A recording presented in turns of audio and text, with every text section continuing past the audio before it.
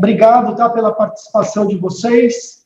Eu acho que a ideia dessa live, né, Dr. Luiz Eduardo, aí eu conheço, como eu falei, há muitos anos, e a gente vem sempre falando, né, desse mercado global. O que é o mercado global? Por que o brasileiro, e Leonardo vai estar cobrindo isso um pouco mais, né, durante a apresentação, o brasileiro não conhece o mundo global, né?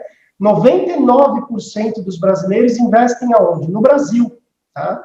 Então, o Leonardo está há 23 anos nos Estados Unidos, eu estou há 21 anos nos Estados Unidos. Ele vai falar um pouco mais assim do background. Ele sempre trabalhou em grandes instituições e conglomerados financeiros. Eu fui vice-presidente da AXA, né, que é a maior seguradora do planeta Terra. Então, somados, eu acho que nós temos assim uma bagagem realmente muito grande no mundo americano. A gente trabalha nesse mercado diariamente, eu mais voltado à área de sucessão patrimonial, planejamento de grandes fortunas para famílias brasileiras, e o Leonardo sempre com foco na parte realmente de gestão de ativos, né? Essa parte de investimentos, de bolsa, de mercado. Ele é um CFA, né? um Certified Financial Analyst. Isso. Chartered Financial Analyst. Chartered Financial Analyst, é. Isso, um Chartered. Então, a ideia hoje, de novo, é passar um pouco do nosso mundo americano, tá? Como que as coisas são feitas lá e o porquê que a gente está querendo realmente que o brasileiro entenda esse mercado global, né? Então, Rômulo, obrigado de ter entrado. A gente está na parte inicial. Seja bem-vindo, tá? O Murilo está entrando aí também agora. O Murilo está entrando também. Então, vocês vão pegar esse comecinho aí para não precisar apresentar de novo na gravação. Valeu, Roger. É uma honra poder participar mais uma vez. Fantástico, meu cara. Obrigado de estar aí conosco. Eu acho que vai ser pelo menos uma hora que vai dar um nó na cabeça de vocês. Essa é a nossa ideia. Mas um nó no sentido bom da palavra, tá? Então, com isso, Leonardo Cardoso, eu passo a bola para... só antes de eu passar a bola, perdão, como eu conheci o Leonardo? Eu estava aqui em São Paulo, né? Eu estava fazendo negócios, enfim. Eu passo parte do meu tempo nos Estados Unidos, parte do meu tempo no Brasil. Fui convidado por um grupo, né, para assistir uma palestra, isso há 2 anos atrás. E, para minha surpresa, quem era o palestrante, né, aqui em São Paulo? O senhor Leonardo Cardoso. Então, quando eu vi a apresentação dele, falei, cara, é exatamente o que eu estou buscando, porque é humanamente impossível a gente cuidar, né, de toda essa parte complexa da sucessão patrimonial e, ao mesmo tempo, ser um gestor de carteira, um gestor de finanças, um gestor patrimonial.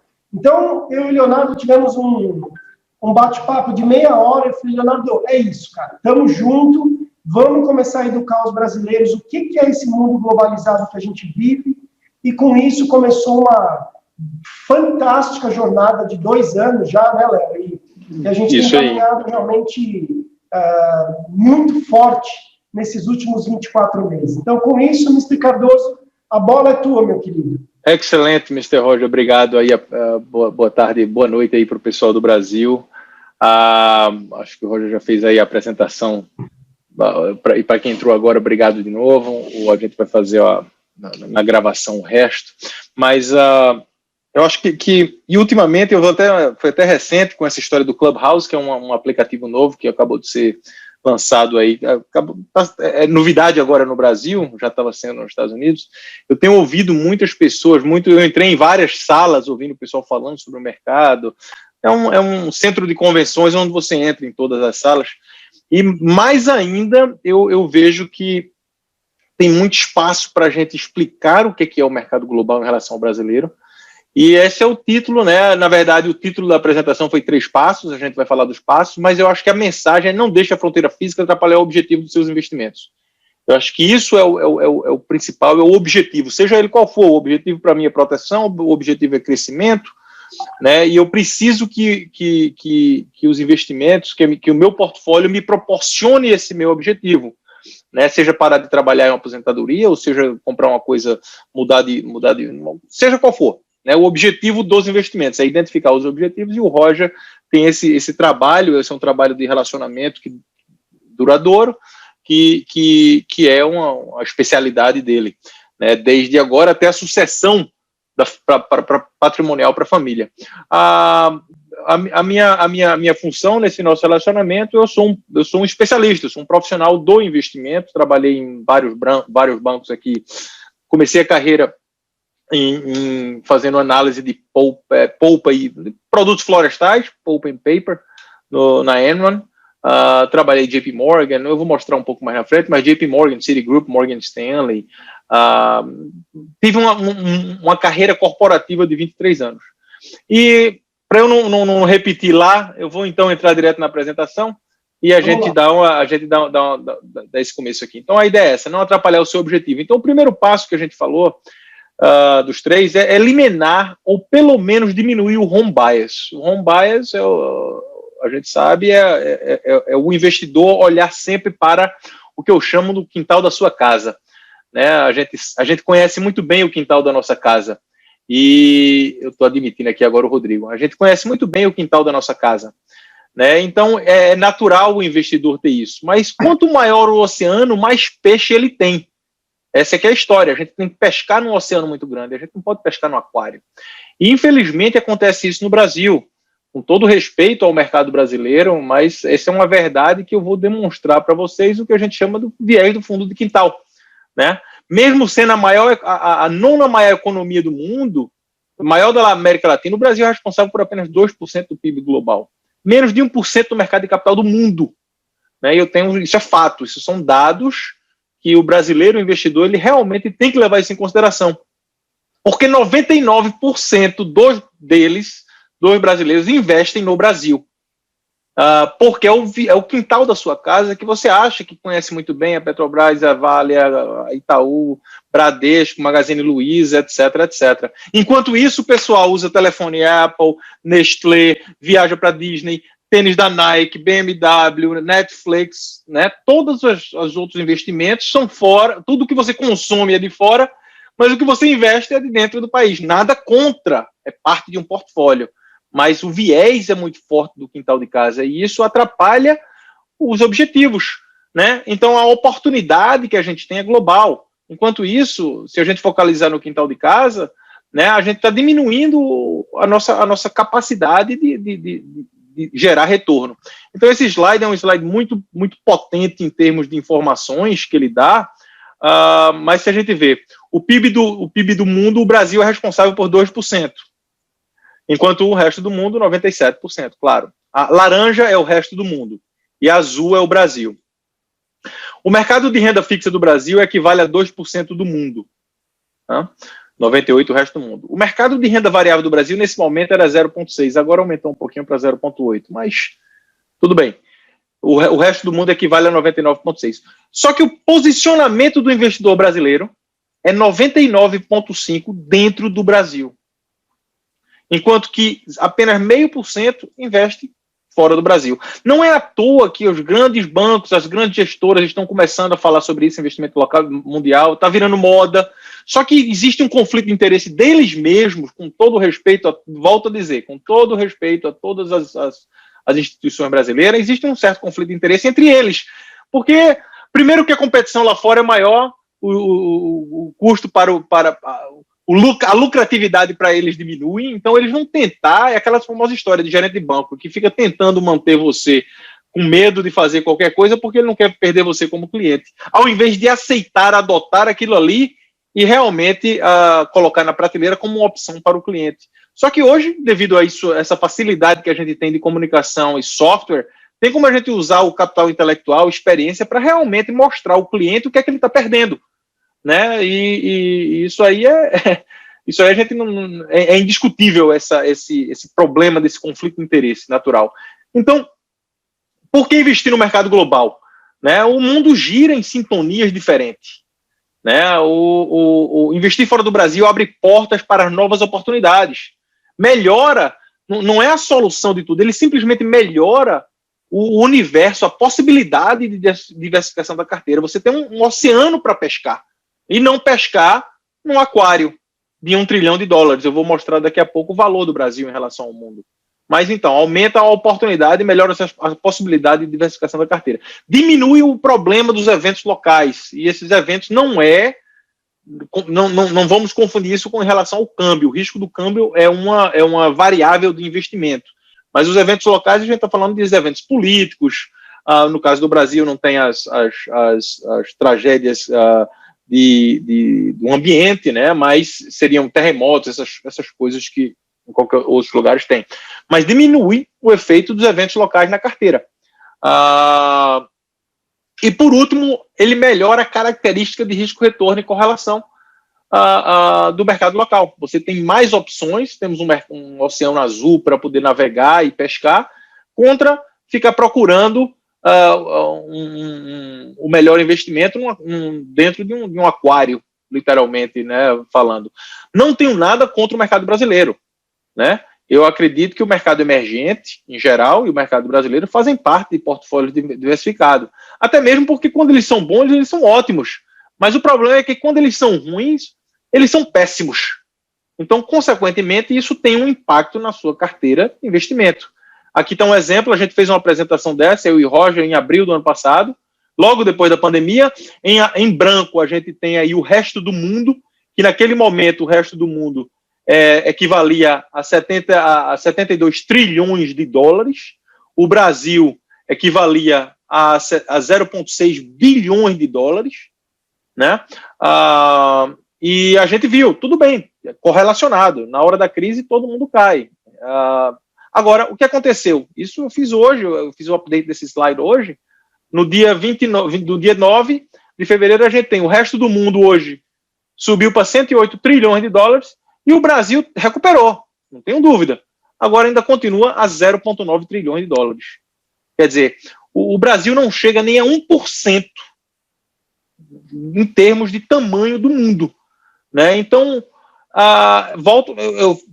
desculpem, oi. Eu acho que é importante frisar, quando a gente fala mundo, nós estamos falando todos os papéis negociados em todas as ações, exatamente. A gente está falando aqui no mercado de capital, obrigado, Roger. Todas as ações negociadas em bolsas de valores centralizadas ou descentralizadas, líquidos, instrumentos líquidos, ao redor do mundo. Então, estamos falando do mercado do Japão, Tóquio, China, Europa inteira, América Latina, México, Brasil, Peru, Estados Unidos, Canadá, Alemanha, Itália, Europa inteira, né, desenvolvida ou não. E apenas no mercado de ação. Não ia estender muito para o mercado de títulos. Isso é apenas o mercado de ação global, né? A desproporção também é uma coisa ridícula, irrefutável. Em abril, quando fizemos essa apresentação, no dia 22 de abril, a Apple tinha um valor de mercado de 1,2 trilhões de dólares. O que aconteceu desde então? Passou para 2,3 trilhões de dólares hoje. Isso aqui foi feito agora, 1 da tarde.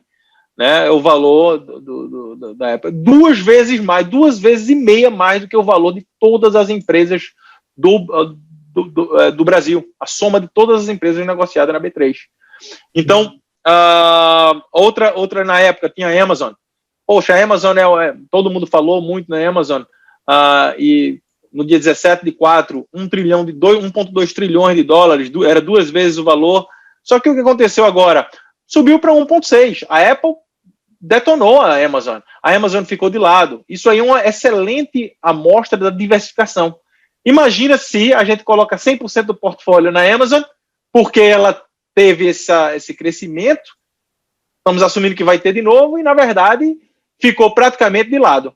Enquanto que a Apple, a gente deixou de investir. Então, tem que investir na Amazon, na Apple, na Disney, na Google, na Nestlé. Disney era 192 bilhões de dólares, né, em abril, e terminamos agora com 340 bilhões. Isso aqui é um erro, desculpa aí, um typo, tá? 340 bilhões de dólares hoje, né? Então, como a gente não tem essa certeza absoluta de quem é que é o líder dos próximos 3, 4, 5 meses, 1 ano, 2 anos, 5 anos, a ideia é diversificação tanto entre geografias, né, quanto em ativos, seja ações, títulos, maturidade dos títulos, empresas pequenas, médias e grandes. Nestlé, por exemplo, era 326 bilhões em abril do ano passado, e hoje ela está valendo 320. Caiu, perdeu, sim, a ação caiu de preço. Mas isso não quer dizer que Nestlé é uma empresa ruim e tem que ser jogada fora. Não, ela funciona como parte de um portfólio. Talvez se tivesse 100% na Nestlé, né, seria horrível, como quem ficou com 100% na Amazon não ganhou nada, e quem investiu 100% na Apple. Mas só depois do fato que a gente tem essa certeza. Então a ideia é a diversificação, ainda é a única maneira de melhorar a característica de risco-retorno. A gente tem aqui, cada quadradinho desse representa, e desculpa que está um pouco, agora que eu notei que está um pouco blurred, mas cada quadradinho desse representa um tipo de classe de ativo. O azul é o dinheiro, cash vivo, né? Aí tem o verdinho aqui são imóveis negociados, né? Os títulos de ações de imóveis, empresas pequenas, empresas emergentes, cadê o mercado emergente? Developed X. Isso aqui é só do Developed, eu não quis encher muito com emergentes, porque a ideia é a mesma. Então eu tenho o mercado internacional, cinza, hedge funds, e azul, mercado normalmente Estados Unidos, large cap equity. O ponto desse slide é que mostrar de ano a ano, 2010, 11, 12, 13, 14, não existe tendência. Não tem como eu dizer, 2020 ainda não está pronto, quem prepara isso. 2020 ainda não está pronto, mas eu não tenho como ter certeza absoluta quem é que vai estar aqui em 2020 e quem é que vai estar em 2021, 2 e 3. O ponto é que a combinação de um portfólio global diversificado é o que dá a oportunidade para um portfólio atingir seus objetivos. A oportunidade da diversificação melhorar a característica de retorno do portfólio. Então tá, concordamos aí agora que é importante o mercado global, aceitamos isso daí, vamos assumir esse princípio. E agora, o que é que a gente faz? Segundo passo. E agora, o que a gente... O segundo passo é, deixa eu colocar isso aqui, que estava ouvindo feedback, desculpa, Roger, eu acho que eu coloquei você no mute, se qualquer coisa você tira, né? Ask to unmute. Segundo passo, pronto, funcionou. Segundo passo, primeiro passo, diversificação global, para quem chegou agora, e diminuir o home bias, o que a gente chama do viés do fundo de quintal. Segundo passo, dominar o seu maior inimigo. Quem é o seu maior inimigo? E sabemos onde ele está. Ele se encontra em um espaço de 20 centímetros entre as nossas orelhas. É você. Nós somos o nosso pior inimigo quando se fala de investimento. Né? Porque somos emotivos no nosso investimento. Claro, quem quer perder dinheiro? Ninguém quer perder absolutamente nada. E na hora que está tudo caindo, o mundo está indo por água abaixo, fazemos a pior das decisões, que é vender tudo. Se você está vendo aqui no background, tem um cartoon, como é um cartoon, um quadrinho, né? E esse quadrinho ele falava, aqui está um cara no telefone, eu acho que você vai exceder, Excel, em inglês. Aí o outro cara faz Excel, já virou céu. O rumor criou e um pânico de céu.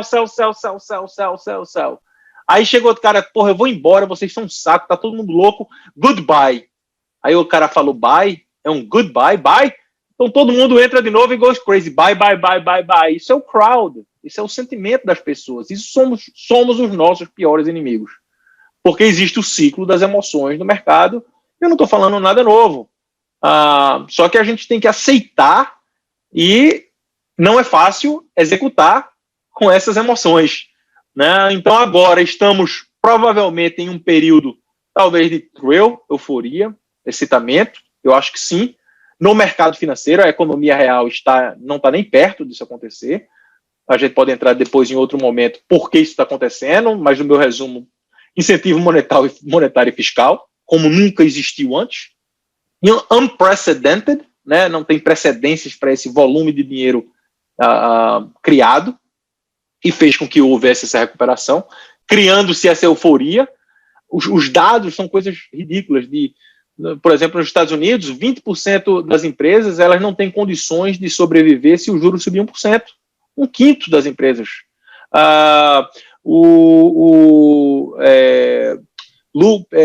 Razão de lucro-preço está uma das piores. Tem uma série de coisas que causam preocupação. Agora, isso não quer dizer que o mercado vai cair amanhã, porque o mercado pode continuar irracional por muito mais tempo do que a gente pode ficar do lado de fora da linha, dos sidelines, né?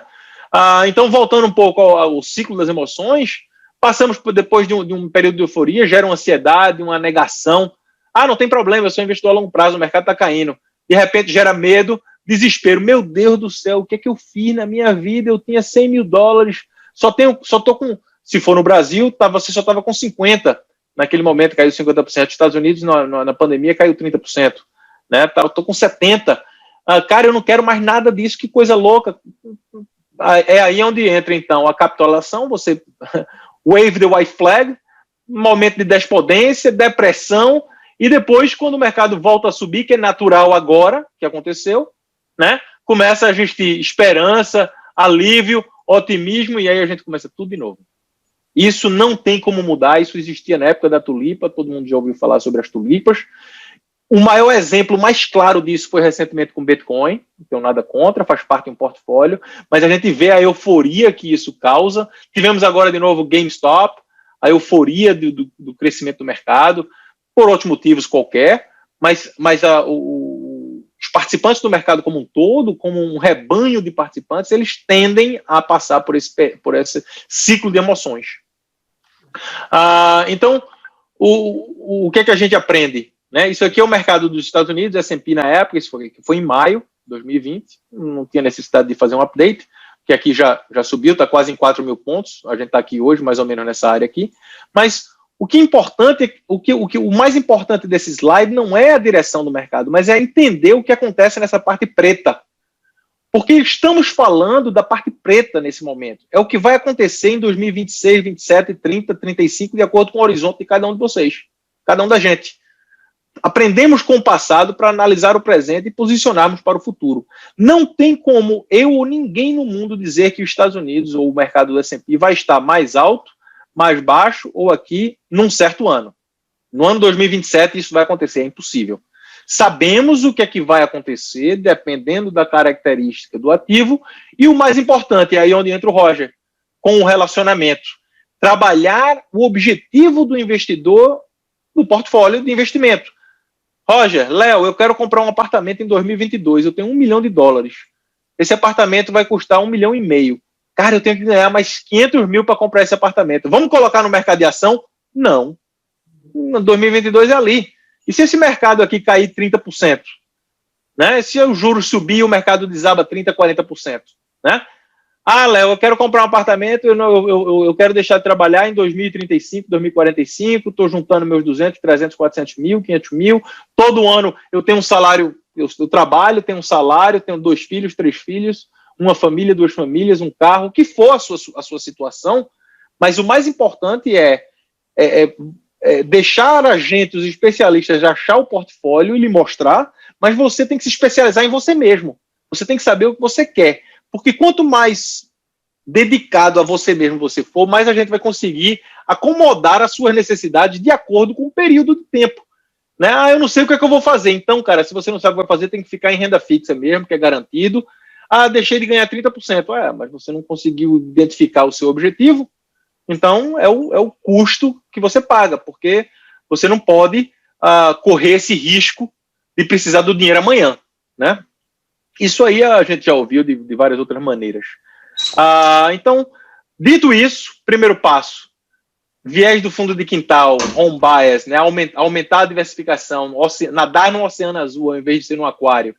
E o segundo passo é vencermos o nosso maior inimigo, que somos nós. A gente tem que ter cuidado que o final dessa história de ser o nosso maior inimigo é o que a gente chama de cuidado para não perder o barco. Às vezes a gente tem tanto medo de perder o dinheiro e não consegue entender o objetivo do investimento que a gente pode perder o barco. A gente tenta, normalmente, cronometrar o mercado. E o investidor brasileiro tem uma tendência maior do que qualquer outro investidor de mercado desenvolvido para fazer essa cronometração. É natural da gente, a gente está acostumado a transações.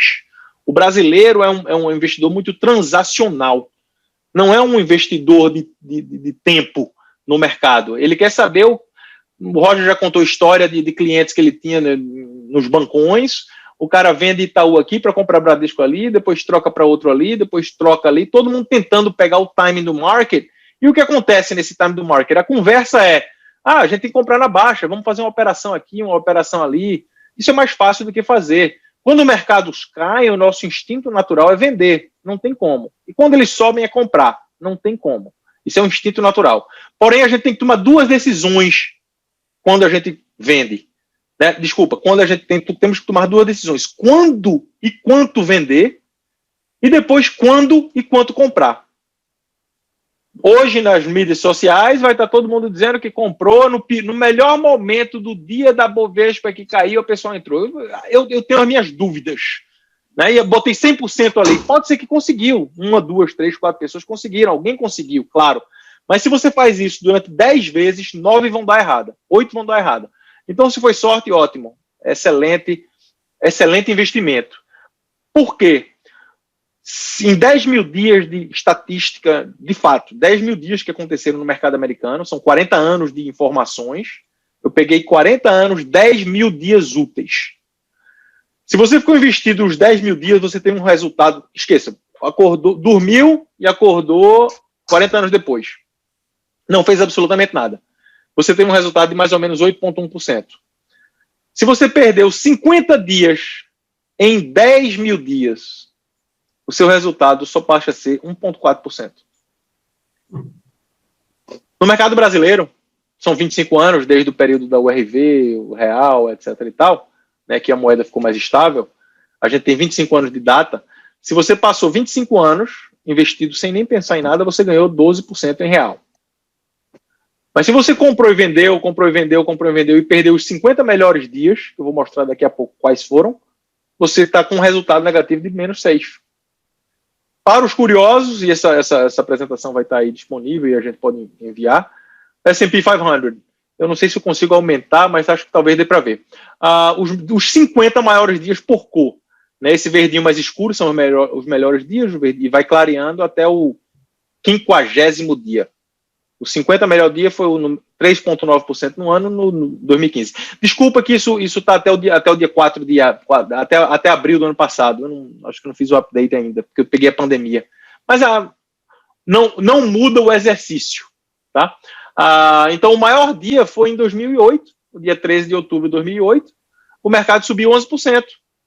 Né? O pior dia, no caso dos Estados Unidos, foi o Black Friday, né? Se não me engano, é Black Friday, em 87, e o mercado caiu 20%, 20,42%. Né? Na pandemia, que esse eu acho que é mais interessante aqui, durante a pandemia de 2020, nós tivemos, entre os 10 melhores dias, nós tivemos 2 dias, vou deixar, eu ia tentar botar esse aqui, mas isso aqui foi 2020. Né? Temos 2 dias dos melhores. Dos piores dias, a pandemia teve 1, 2, 3 dias.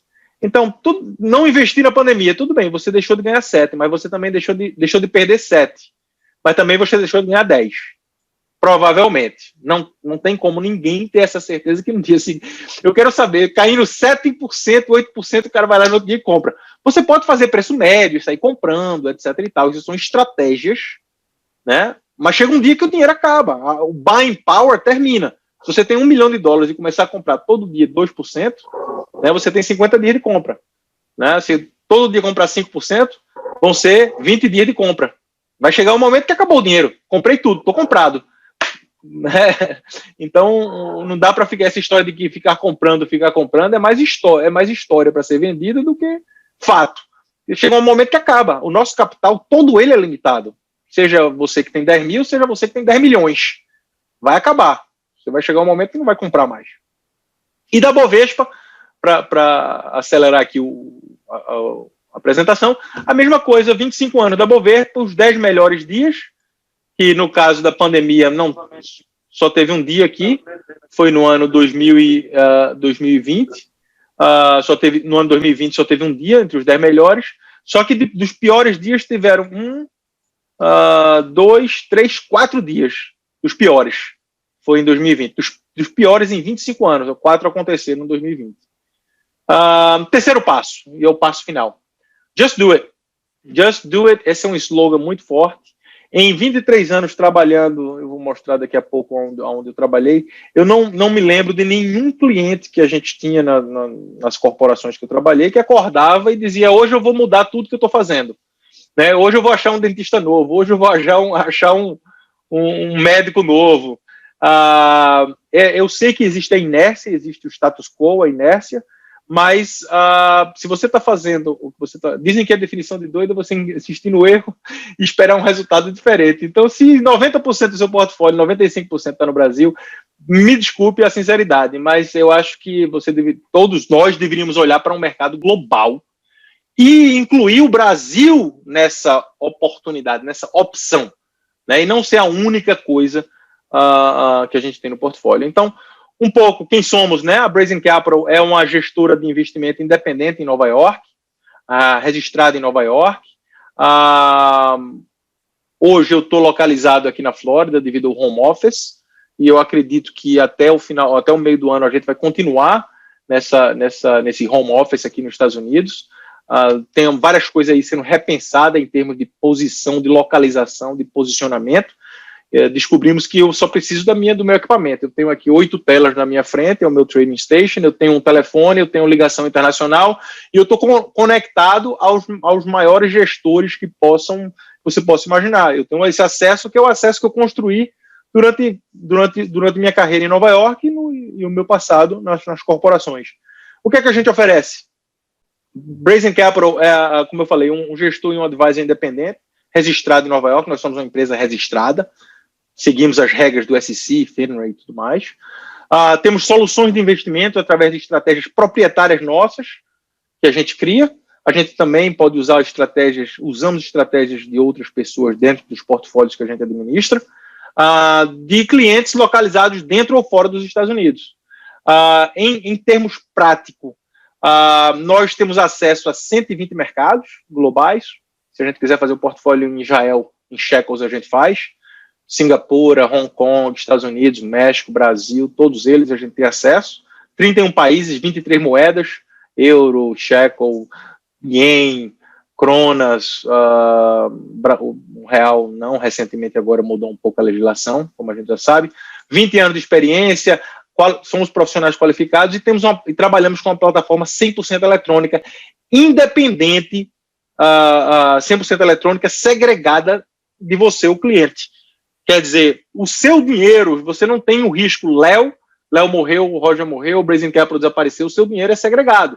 Controle total e transparência total. Dentro de uma empresa que se chama Interactive Broker Dealers, que é uma corretora de valores, do mesmo jeito que é uma Itaú, uma XP, uma Modal. É apenas uma instituição financeira gigante aqui nos Estados Unidos, uma instituição financeira com mais de 700 mil contas, mais de 25 bilhões de dólares de capital investido, de clientes globais, mas é o que a gente utiliza para nos dar o acesso, para a gente poder usar o capital intelectual adquirido para poder fazer isso que a gente falou até agora. Isso que eu comentei, criar portfólios globais diversificados, não fazer o timing e melhorar a característica de risco-retorno das carteiras de investimento dos clientes. O meu passado, fui do Exército, sou brasileiro do Exército, estudei na Universidade da Flórida, vim para os Estados Unidos a primeira vez fazer intercâmbio, voltei para fazer faculdade na Universidade da Flórida, me formei em finanças, sou um Chartered Financial Analyst, eu estou entre 1% dos profissionais de gestão, 1% dos profissionais de investimento do mundo. No Brasil, eu acredito que tenho mais ou menos 1.200 pessoas com essa mesma qualificação minha, dos quais 800, 900 estão trabalhando nas gestoras, nas XPs, nas Itaús da vida, as instituições, né, que contratam profissionais como eu, pouquíssimos independentes, e eu descobri na minha carreira que a independência é o mais valioso de tudo. Porque a independência me dá a oportunidade de ter esse papo franco, aberto e reto com os clientes. Se a gente tem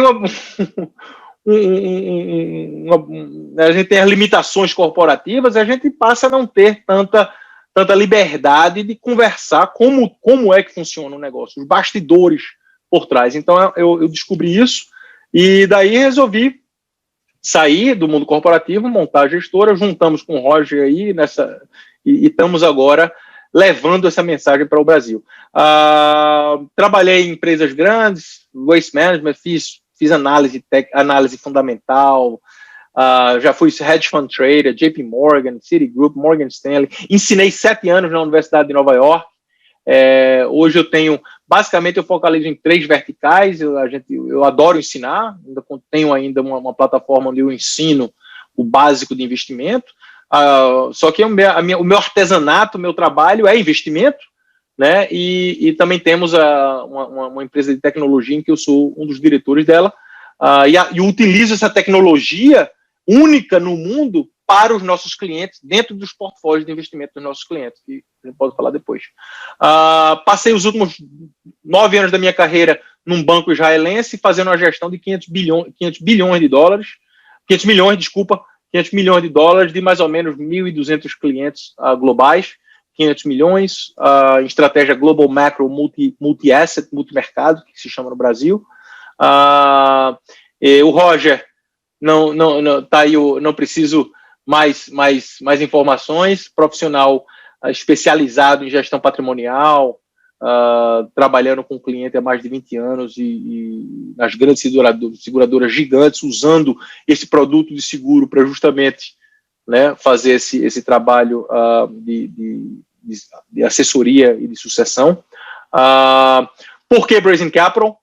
Né? Por que você deveria trabalhar com a gente, deveria, né, nos considerar? Porque nós temos uma abordagem institucional disciplinada. Isso é o que eu montei e fiz durante 23 anos, nós estamos aplicando isso dentro da nossa empresa.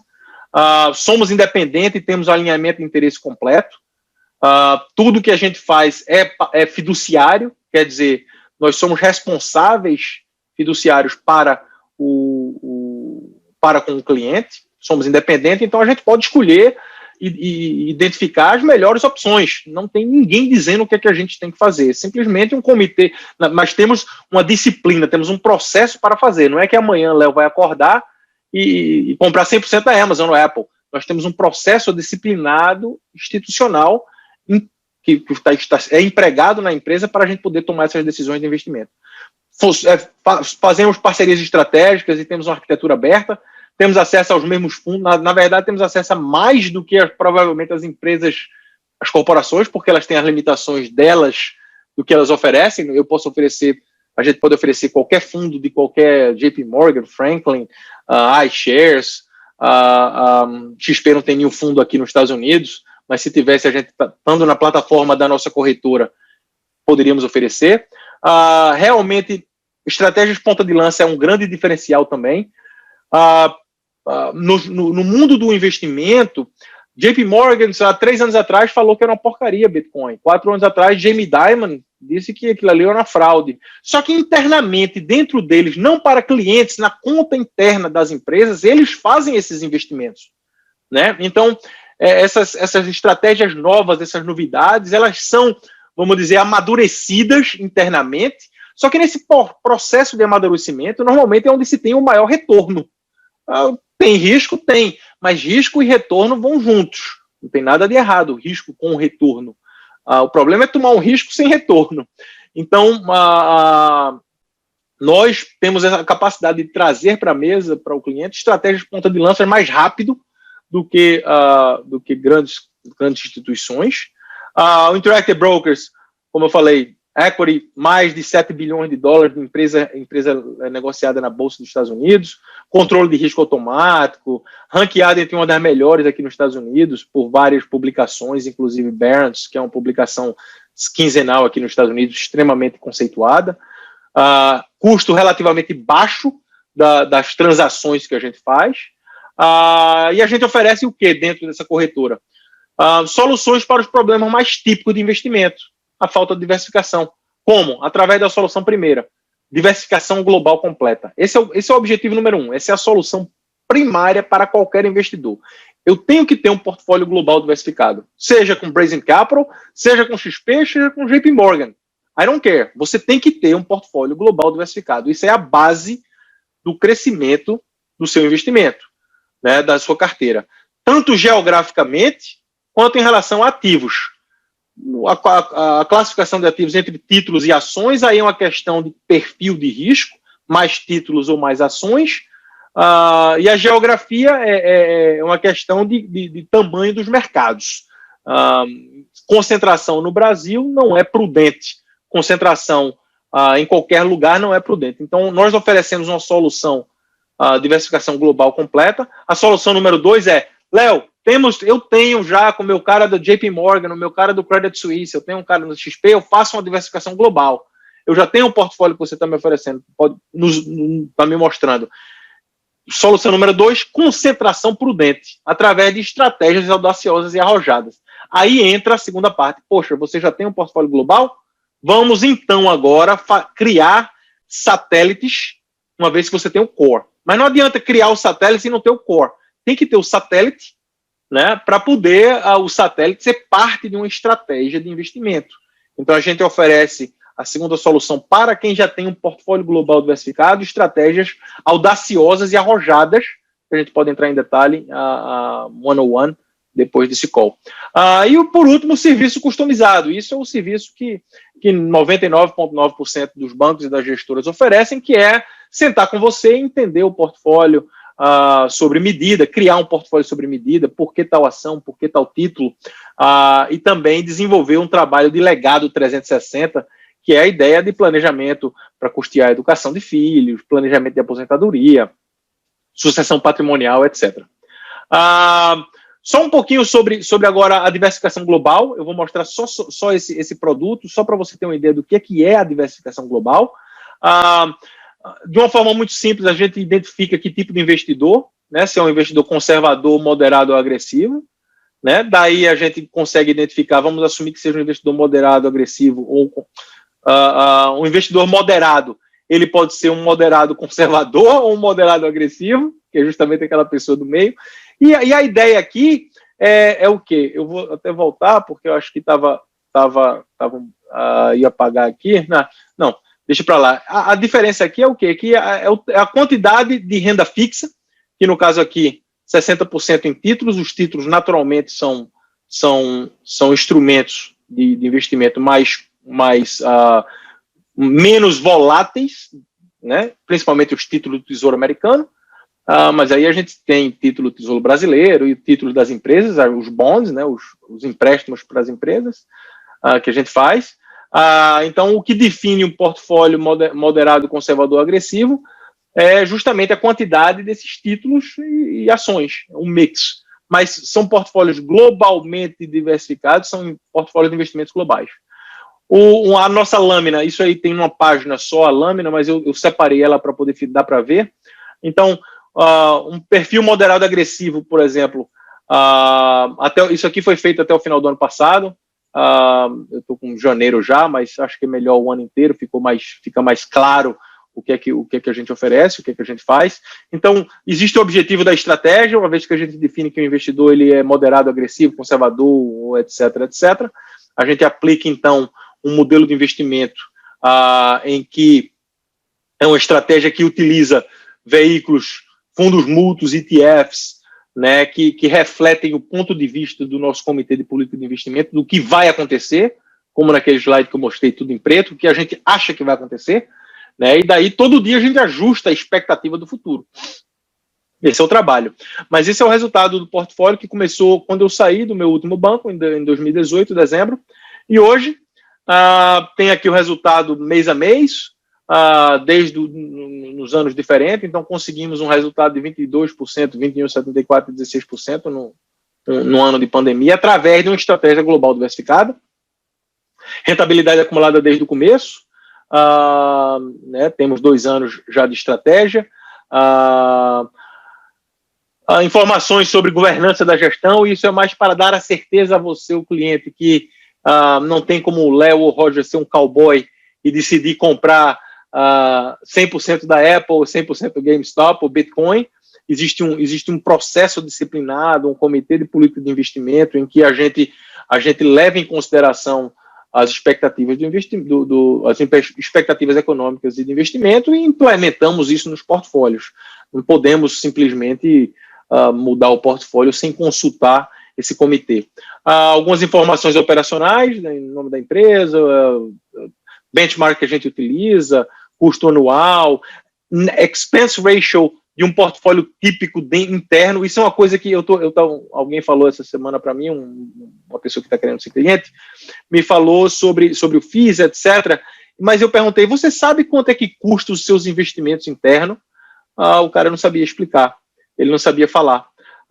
Eu digo, porque às vezes você está pagando mais 1%, 2%, 3% internamente dentro de fundos e dentro de veículos, né? E isso aumenta muito mais o custo do que o FII que a gente a gente cobra para poder fazer esse trabalho. O que mais que a gente tem para falar? Um exemplo aqui desse portfólio, não exemplo, esse portfólio no dia 31 de dezembro, como ele estava alocado em termos de exposição de equity regional, a renda fixa, como é que ele está alocado. A nossa renda fixa é relativamente conservadora, 38% da fatia de renda fixa é alocada a papéis de soberanias e títulos de governo, 60% de corporações com grau de investimento investment grade alto,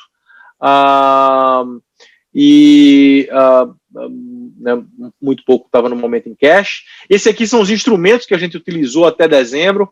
Desde então, a gente já fez uma mudança no portfólio. Normalmente, a gente faz uma mudança a cada 3 meses no portfólio, ajustes e mudanças. Qual é a mudança? É justamente aumentar ou diminuir o peso de cada um desses instrumentos. O nome desses instrumentos são Exchange Traded Funds, fundos negociados em bolsa, que representam uma certa fatia da oportunidade de investimento, como o Tesouro Americano, como empresas com governança corporativa, empresas desenvolvidas com viés de crescimento, títulos high yield de 0 a 5 anos, junk bonds, tecnologia global. A gente tem aqui também empresas médicas nos Estados Unidos. Isso aqui são só as 10 maiores, tem mais. Eu te interrompi. Vamos tentar ficar próximo aí das 19 horas aqui, tá? Tá ótimo. Eu já terminei. Eu tenho aqui só esse slide que eu vou falar muito rápido, só como exemplo. Obrigado, Roger. Só como exemplo de estratégia audaciosa. Isso é uma estratégia que a gente é extremamente nova, com inteligência artificial, algoritmos. Em outras palavras, a gente tem como conversar e trazer para o cliente o que há de mais novo, sem necessariamente um red tape da instituição, da parte institucional. E esse aqui é um exemplo de portfólio sobre medida. Quer dizer, isso aqui foi no ano passado também, no dia de maio, um cliente ligou para o Roger e fez: faz um portfólio para mim que eu quero comprar. Qual foi a história, Roger? Ele queria comprar American Airlines somente, né, ou alguma coisa. A American Airlines, no momento, estava com um retorno, deixa eu ver aqui, um yield de 20 e tantos por cento, 26% ele estava querendo fazer somente American Airlines. Aí a gente veio: poxa, mas peraí, por que a gente não faz então um portfólio e divide um pouco de American Airlines, um pouco de United Airlines, um pouco de uma empresa de logística, um pouco de outras empresas no setor de transporte, e cria um portfólio em que vai ter, ao invés de 26%, tudo bem, ele caiu para 13%, mas o risco diminuiu quase que vertiginosamente, né? Então essa é a ideia de montar portfólios sobre medida. E por aí eu termino, Roger, para abrir aí para alguma pergunta que o pessoal tenha e observações.